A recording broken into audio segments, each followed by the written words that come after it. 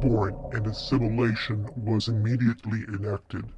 The sacred miracle of life that you were bestowed by the universe was tarnished the moment the doctor touched you. You are no longer a sacred human being in this time, in this location. You are now nothing more than a commodity. You are now livestock.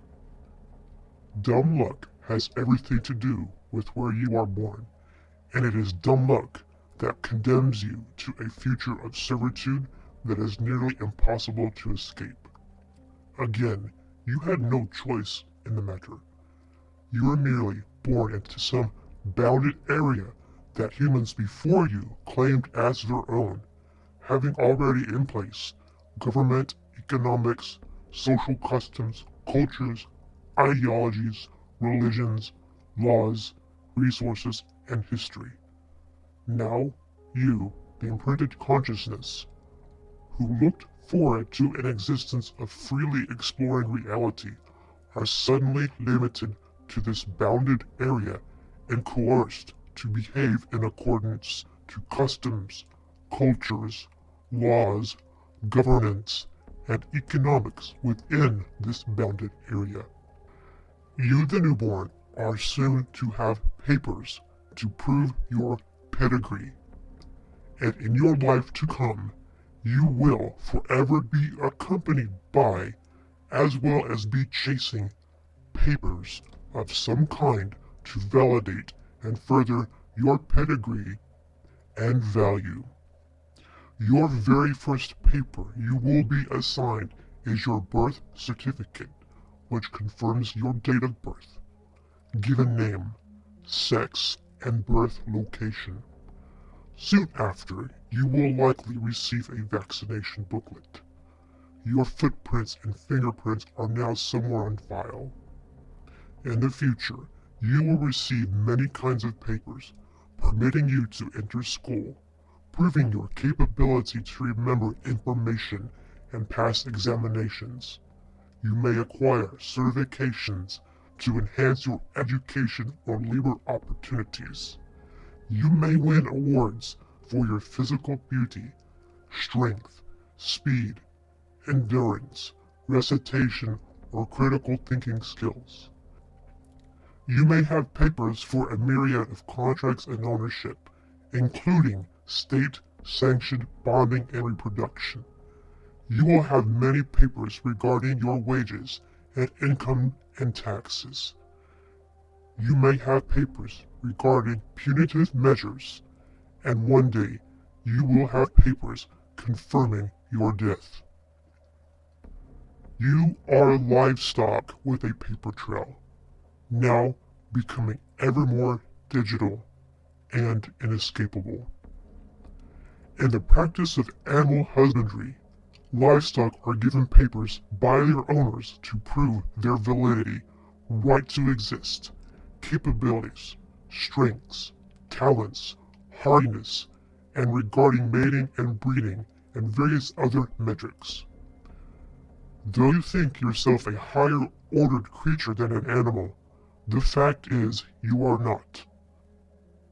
To the entitled elite ownership ruling class, you are simply livestock, and to them, you must be managed as animals.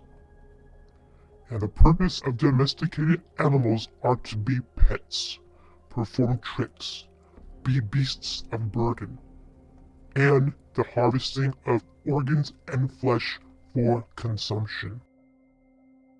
I say to you, most precious newborn, that you were dehumanized and assimilated to be used as a burnt offering the moment you took your first breath. You are nothing more than livestock whose destiny is to toil and die upon the altar of the most noble sacrifice for the cult religion of the system you happen to be born into. Your life is not about you, nor was your forefathers, nor was your ancestors. Your life, their lives, were all and are all about maintaining the system. For the past 5,000 years, It has always been about the system, in the form of national empires: Mesopotamian, Indus, Egyptian, Mayan, Chinese, Babylonian, Greek, Persian, Roman, Aztec, Inca, Holy Roman, Portuguese, Spanish, Dutch, British, German, Japanese, Russian, and American, to name a few. Now, since the world is globally interconnected and highly technical, empires are not so much about national pride as they once were. Now, national empires have transmorphed into corporate empires, and that is today's modern system that you are sacrificed for. Think otherwise? Look at the multicultural representation of the G20 leaders, who seem to be enemies but meet very often to control world events. The world has truly become a global plantation that is beyond race, creed, color, religion, sexual identity, or preference. Now, there are only the rulers and those who are ruled. Nothing has changed despite the superficial softening of diversity and inclusion and cosmopolitanism, as still the system is still above everything and comes before all else, as dictated by the humans or group of humans who hold power over the subjugated.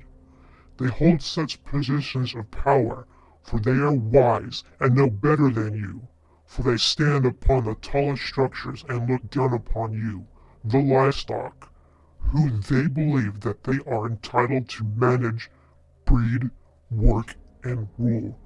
For over 5,000 years, across countless languages, over the entire planet, and across all different forms of economic and government isms, the commandment has always been the same.